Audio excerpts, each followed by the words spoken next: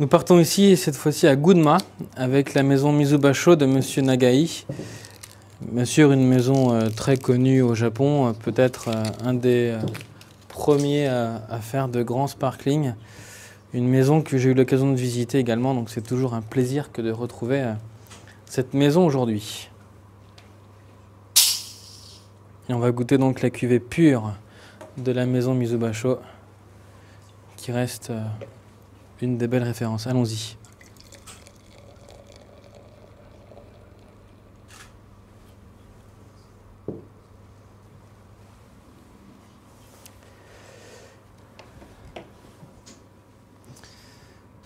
Immédiatement, on retrouve cette robe très argentée, avec un cordon de mousse assez épais.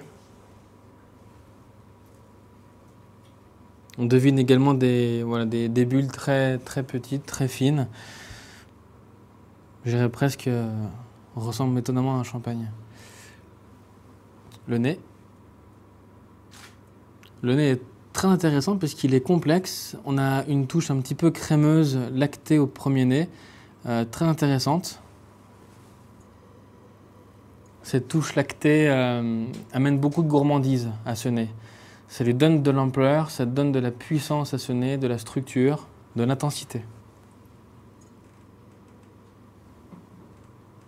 Et le nez, outre l'aspect crémeux, développe aussi des notes très florales. La fleur blanche est là, l'aubépine. On a vraiment la rose, c'est très très joli. On a l'impression d'être dans un jardin en plein printemps-été pour sentir tous les arômes de fleurs qui ressortent, c'est très très joli. Ça reste aussi pas trop puissant justement parce qu'on a une belle finesse.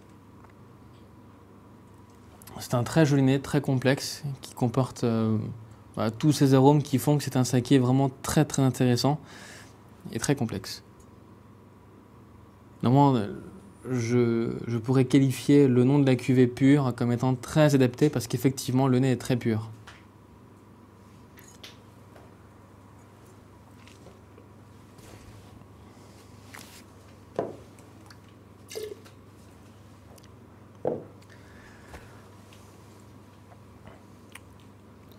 Une bouche qui reste dans la finesse, dans l'élégance. On a effectivement avec cette bulle un peu plus d'étoffe que les précédents, mais on garde beaucoup de finesse. Moi, c'est un saké sparkling que je trouve très élégant, très fin, extrêmement, encore une fois, adapté au palais européen. On n'est pas dans la puissance. En revanche, on a une grande persistance en bouche. Le sparkling est très long, très intéressant. On a beaucoup de complexité parce qu'on retrouve encore cet arôme floral qui vient vraiment, et la rose aussi qui revient.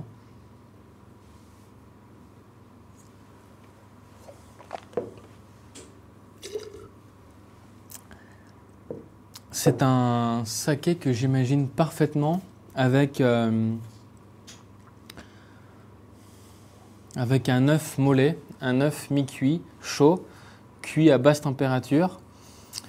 Cet œuf mollet, on pourra agrémenter de cresson. Ici, une purée de cresson. Le cresson étant végétal, va ramener beaucoup de fraîcheur. Et justement, l'aspect œuf mollet va amener de l'étoffe et de la structure. L'œuf est toujours très compliqué à marier avec les vins. Et je trouve qu'avec ce sparkling, on a la structure qu'il faut, l'élégance qu'il faut. Et pour moi, c'est un vrai sparkling de table. C'est assez remarquable. Bravo parce qu'on n'a pas tous les jours des saké de ce niveau-là. Et je pense que oui, avec cette cuisine française d'œufs, de cresson, on est sur quelque chose d'assez magnifique. Un beau style, une belle fraîcheur, une belle élégance. C'est pour moi un petit peu l'idée que je me fais d'un champagne blanc de blanc. Voilà, on est un peu dans le même registre de pureté et de finesse. Très beau sparkling saké. Merci beaucoup.